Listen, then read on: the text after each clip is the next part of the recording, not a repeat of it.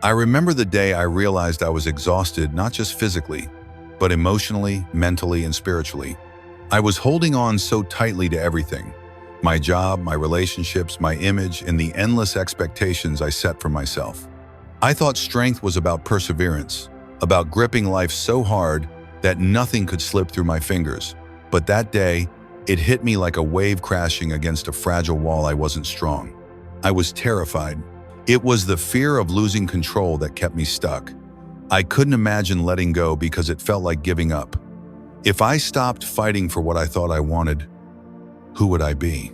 I clung to people who didn't see my worth, stayed in a job that drained me, and constantly shaped myself to fit other people's expectations. The harder I tried to hold it all together, the more fragmented I became. One evening, after another grueling day at work, I found myself sitting on a quiet park bench, just watching the world move without me. The sky was fading from gold to dusk, and I felt like I was fading with it. That's when I noticed an old man feeding birds nearby. His movements were slow and deliberate, every crumb tossed with a kind of calm presence I hadn't felt in years. He seemed at peace, completely unbothered by the rush of people around him. I couldn't help but approach him. We exchanged a few words, and somehow, without even asking, he seemed to know what was eating away at me. He looked at me with kind, knowing eyes and said, "Sometimes, the tighter you hold on, the more you lose. Real strength comes when you can let go and trust that what's meant for you will stay." His words pierced through the noise in my mind. I didn't understand it right away, but something shifted. I began to question why I was holding on so tightly. Why did I believe that letting go would mean failure? I realized that I had equated struggle with purpose and control with security. I had convinced myself that without a constant battle, I was somehow less worthy. That night, I lay awake thinking about what the old man said. I replayed his words, feeling something heavy inside me begin to loosen. What if I wasn't meant to fight this hard?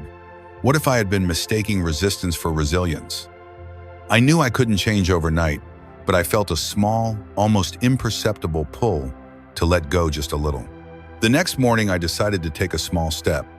Instead of forcing myself into the relentless cycle of checking emails before breakfast, I went for a walk.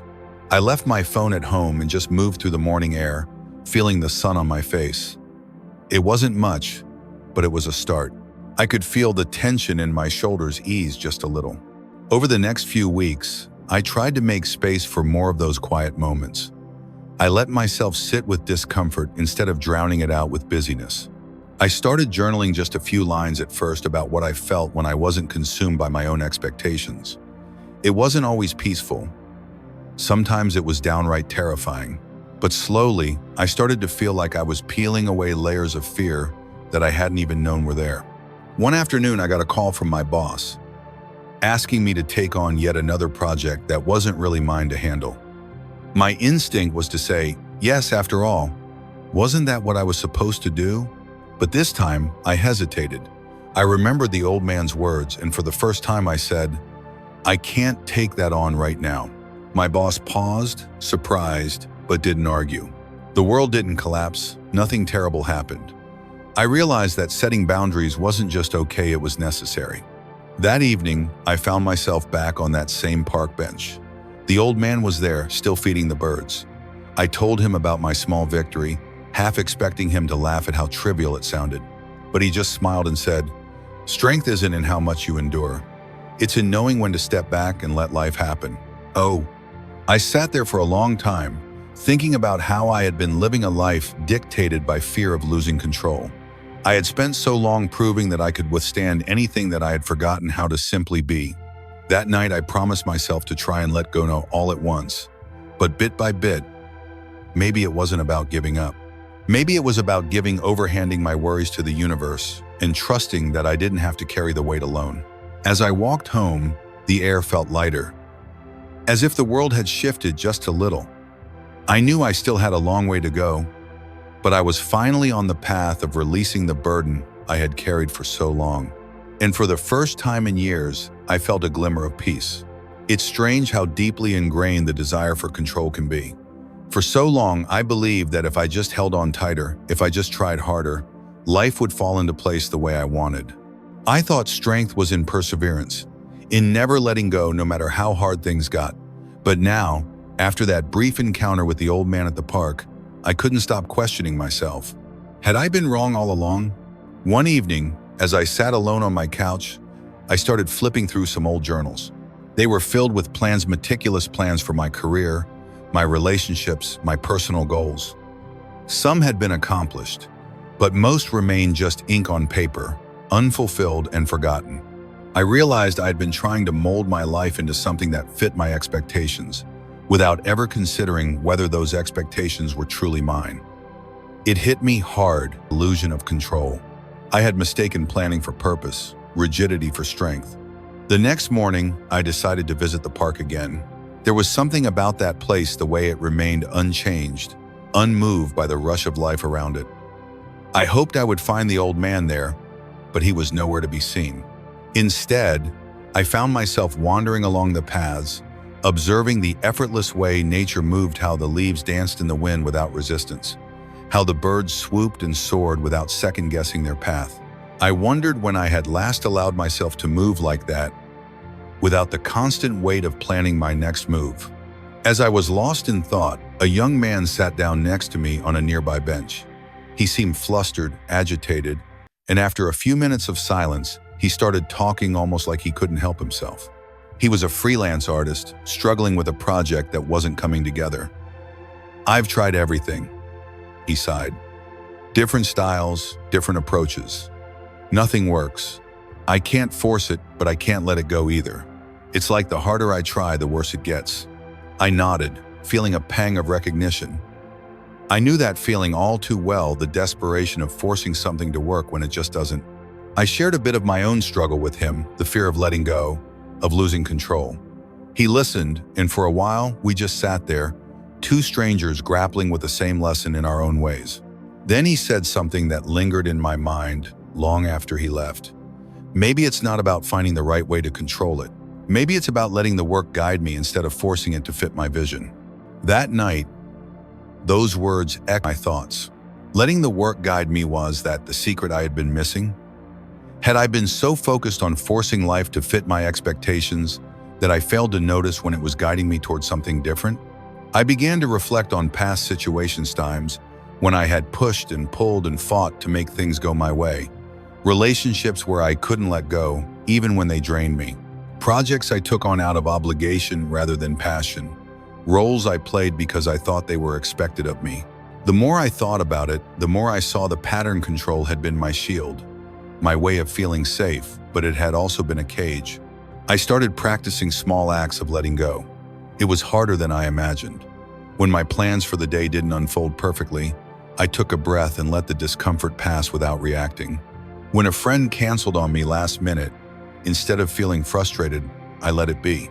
I noticed how often I wanted to react, to force a solution, but I reminded myself of what the old man and the young artist had taught me. Sometimes, the harder you grip, the less you hold. The most challenging part came at work. I was used to being the one who took charge, who made sure everything ran smoothly. But one afternoon, in the middle of a tense meeting, I felt that familiar urge to jump in and fix everything. Instead, I stayed quiet, listened, and watched as others found solutions without me leading the way. To my surprise, the world didn't fall apart. In fact, the team seemed more engaged, more invested when they had the space to figure it out themselves.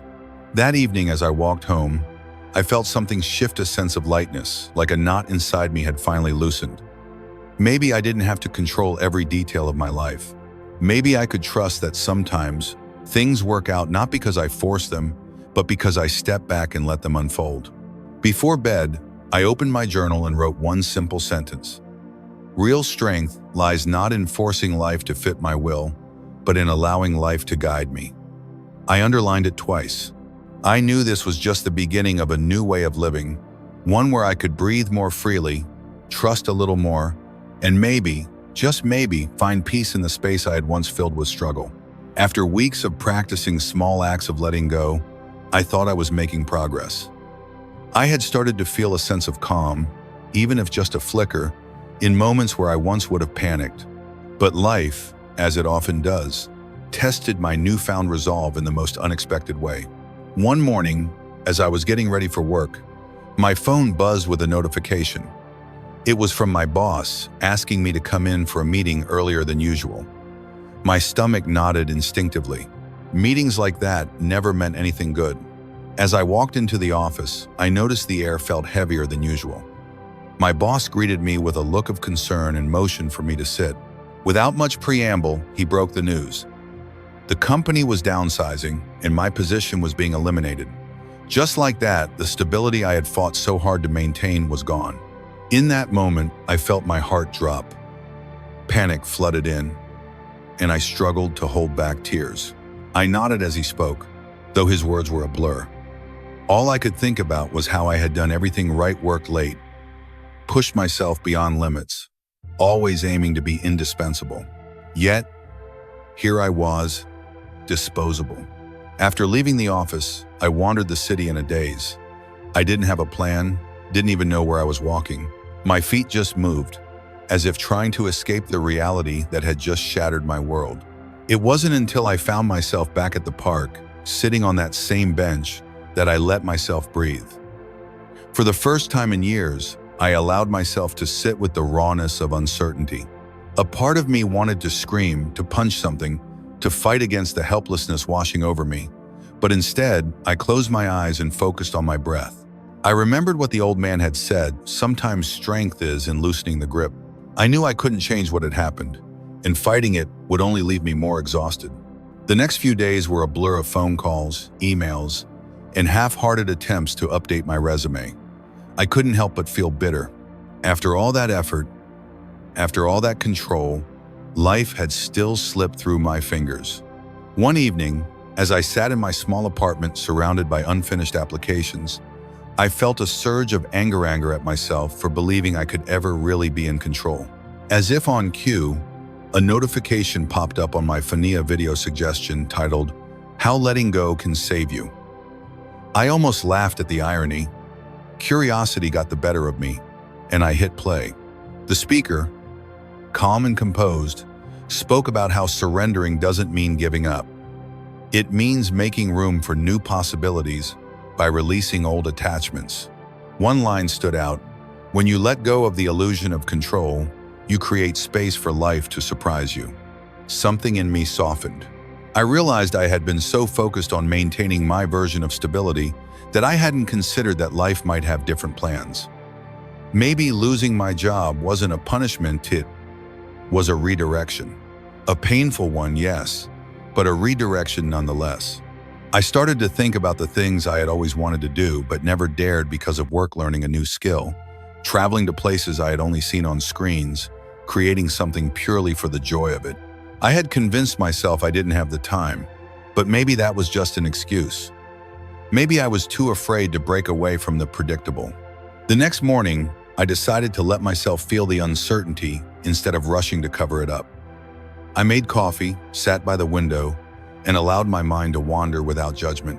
What would it look like to live without grasping for control every second? What if I approached this new chapter with curiosity instead of fear? That afternoon, I found myself browsing a website for online courses.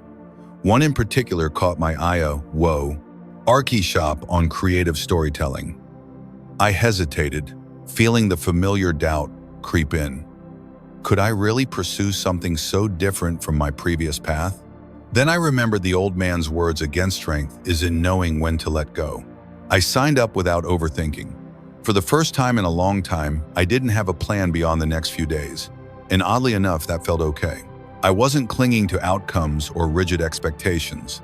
I was allowing life to flow, like the leaves in the park, dancing in the wind without resistance. As the sun set that evening, I felt a quiet sense of hope, a new kind of strength.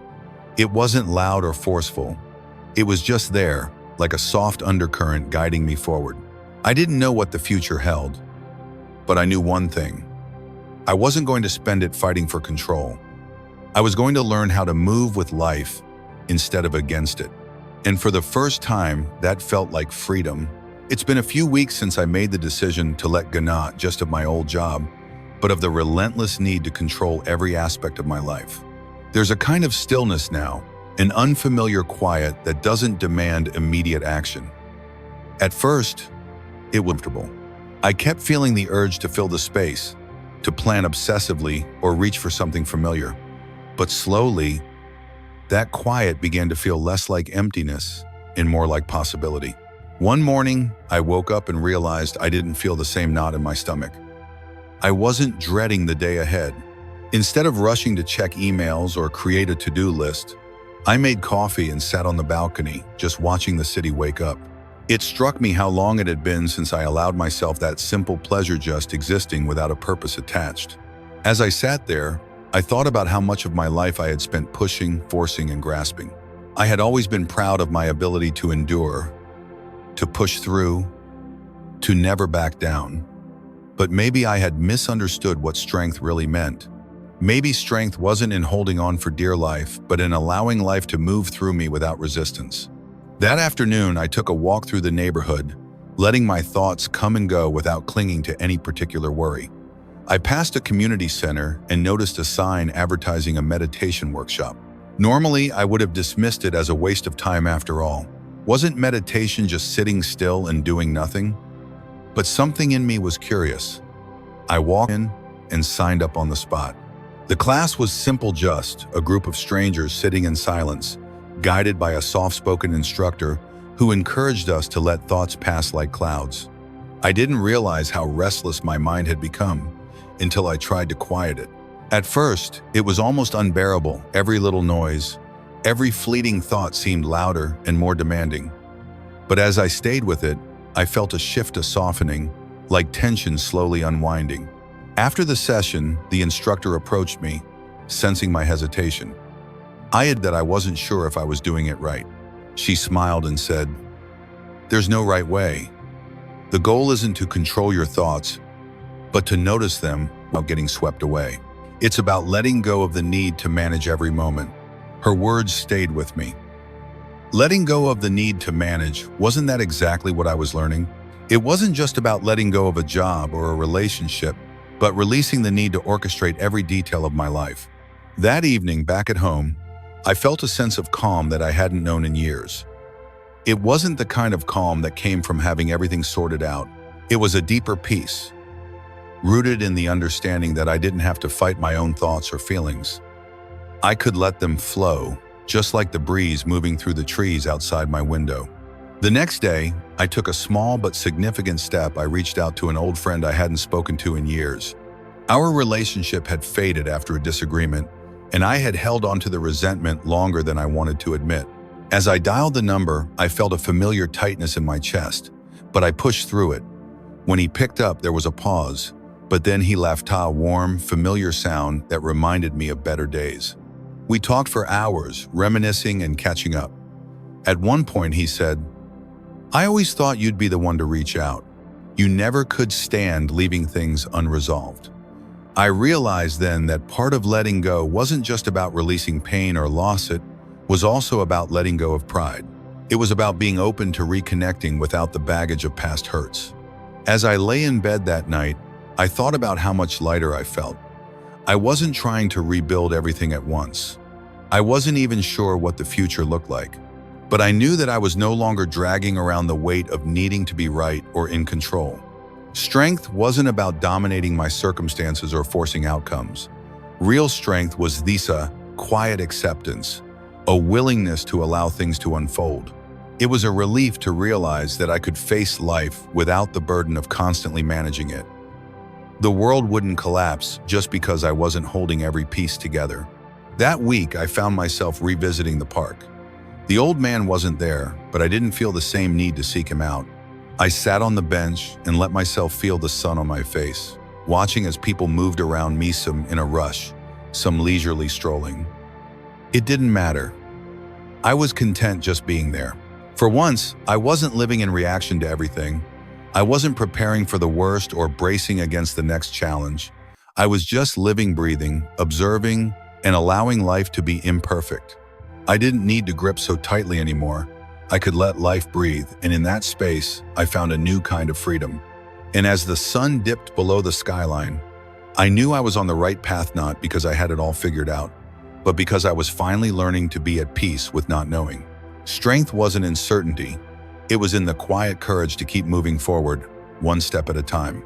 A few months have passed since I first made the conscious choice to let go, and I can't deny that life feels different now. It's not perfect, far from it, but there's a lightness in how I move through my days. I've stopped trying to mold every situation to fit my expectations. Instead, I'm learning to simply let things be.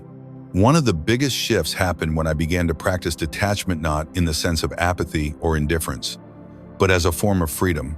I realized that detachment didn't mean not caring. It meant caring without needing things to go my way. It was about allowing life to happen without feeling responsible for steering every moment.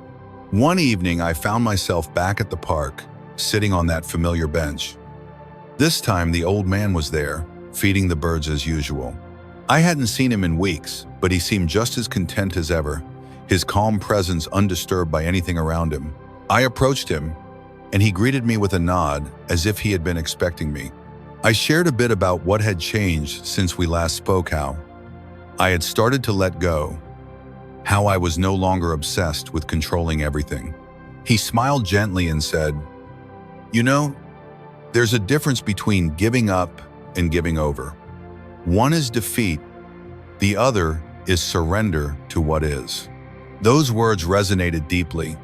Giving over didn't mean abandoning my responsibilities or passions. It meant releasing the need for constant validation or success. It meant doing my best and then allowing the outcome to unfold naturally. The real challenge came when I faced a situation that would have once triggered my old habits. A friend needed help moving to a new apartment on a weekend I had planned to spend resting. My first instinct was to say yes immediately, to sacrifice my own plans out of obligation. But then I remembered the lesson of detachment, honoring my own needs without guilt. So, I kindly explained that I couldn't make it, but offered to help another day. To my surprise, he understood completely. That small moment marked a turning point. It showed me that setting boundaries didn't make me selfish, it made me honest. I wasn't responsible for managing everyone else's expectations. The relief I felt afterward was unexpected but welcome. Another instance came when I got a call from an old colleague who was struggling at work. He wanted advice, but instead of diving into problem-solving mode, I listened without trying to fix it. I let him express his frustration without feeling pressured to offer solutions. After a while, he thanked me for just being there. I realized that my need to fix things had often made me forget the power of simply being present. One of the most profound lessons I've learned is that not everything requires a reaction. There was a time when every inconvenience, every slight change of plans would set off a chain of anxious thoughts. Now, I pause, I breathe, I remind myself that I don't have to respond immediately or even at all. Sometimes, the best way to handle a situation is to let it pass without giving it power. One night, as I sat on the balcony reflecting on how far I had come, I felt a sense of pride, not the loud, boastful kind, but a quiet acknowledgement of growth. I had stopped defining myself by how well I could control my life. Instead, I was learning to live with a sense of trust that I could handle whatever came my way without bending life to my will. The next day, I got a message from my former boss. He was reaching out to offer a freelance project, something small but within my expertise. In the past, I would have jumped at the chance out of fear that opportunities were scarce. But this time, I paused and considered, did I really want to go back to that environment, even temporarily? After some thought, I politely declined, explaining that I was focusing on new directions. His response was surprisingly supportive. It dawned on me that letting go of old patterns didn't mean rejecting opportunities. It meant being selective about which ones aligned with the person I was becoming. I was no longer clinging to the past out of fear of the unknown. I was choosing from a place of respect. As days went by, I continued to practice this mindset attachment, not as avoidance, but as liberation. I allowed myself to experience setbacks without internalizing them as personal failures. I noticed how much more energy I had when I wasn't caught in the cycle of trying to control outcomes. I was more present with my friends, more engaged in conversations, and more open to new experiences. One evening, I wrote in my journal, "Detachment doesn't mean withdrawing from life. It means engaging with an open hand rather than a closed fist." I knew I was still learning, still growing, but this journey was no longer affection. It was about being gentle with myself while staying rooted in the present. I knew that letting go would always be a practice, not a destination. There would still be moments of fear, times when I felt the urge to grasp at security, but I also knew that each time I chose to release instead of control, I was building resilience. I was discovering that freedom wasn't about having nothing to lose. It was about not being consumed by the fear of loss. As I watched the city lights from my window that night, I felt something I hadn't felt in years, a deep, unwavering sense of peace. Not because everything was perfect, but because I was finally okay with whatever came next.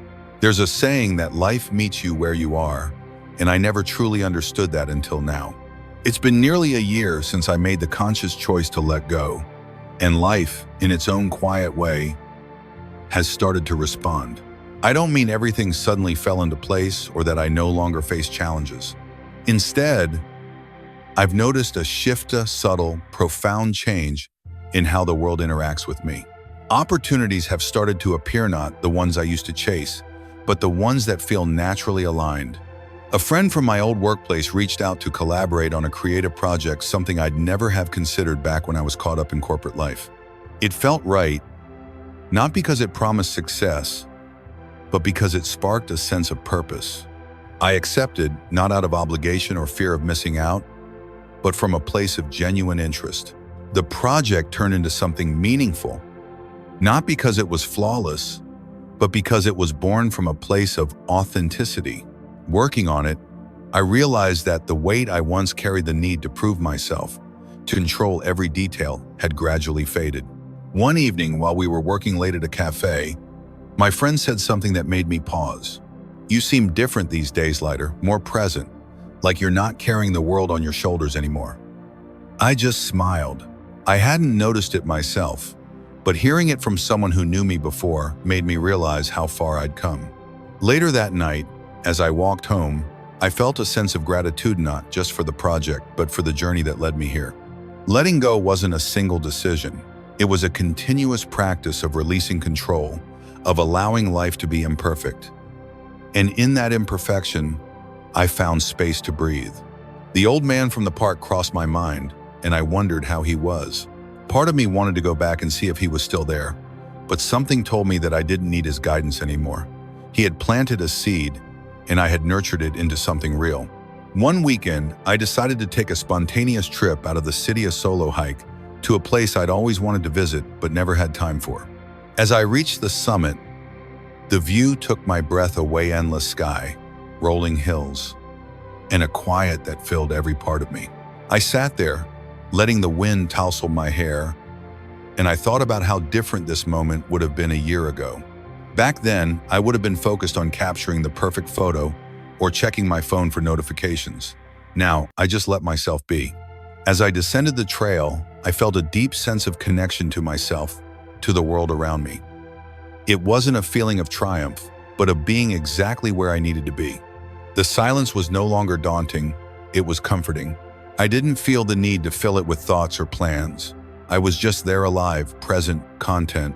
Returning home, I decided to write a letter to my old self, not the version from a year ago, but the one who thought strength was about endurance and control. I wanted to thank that version for surviving, for pushing through when things were hard, but also to let them know it was okay to put down the burden. I wrote, "You did your best with what you knew. Now, I choose a different way, not better, just lighter." A few days later, I ran into a former colleague at a bookstore. We chatted briefly, and she asked, "What's new with you? You seem different, happier." I didn't have a perfect answer, just the truth. I stopped trying to make life fit my plans. I'm learning to let it surprise me. Walking home, I realized that the universe really does respond when you let go. It's not magic or fate. It's the simple truth that when you stop resisting, life finds a way to meet you. The things meant for you don't have to be forced. They align naturally when you make space for them. I've learned that resonance isn't about getting what you want, but aligning with who you are. It's about being open to change without fearing it. I'm not the person I was before, but I don't regret that old self. They taught me resilience, even when it was rooted in fear. Now, I understand that strength isn't just surviving, it's thriving, even when you don't have all the answers. Sometimes, I still find myself wanting to grasp at control, especially when uncertainty looms. But now, I remind myself that I've walked through the void and come out the other side. I know that I can't predict every outcome, and that's okay. Life doesn't need me to shape it. It needs me to show up, to participate, and to trust that the path will reveal itself. As the seasons change, I notice more beauty in the simple things: a morning breeze, the way sunlight filters through my window, the sound of rain on the roof. These are moments I would have overlooked before, too busy planning the next step. Now, they are reminders that life unfolds in small, beautiful ways when you're not trying to force it. I don't know exactly where I'm headed, but I've made peace with that. I've come to understand that letting go isn't a one-time decision. It's a practice, a way of living that chooses presence over control. It's knowing that no matter what comes, I have the inner strength to face it. And as I sit here, reflecting on the journey, I realize that I am no longer defined by what I hold on to, but by the courage to release what no longer serves me. The universe didn't change, I did, and that made all the difference.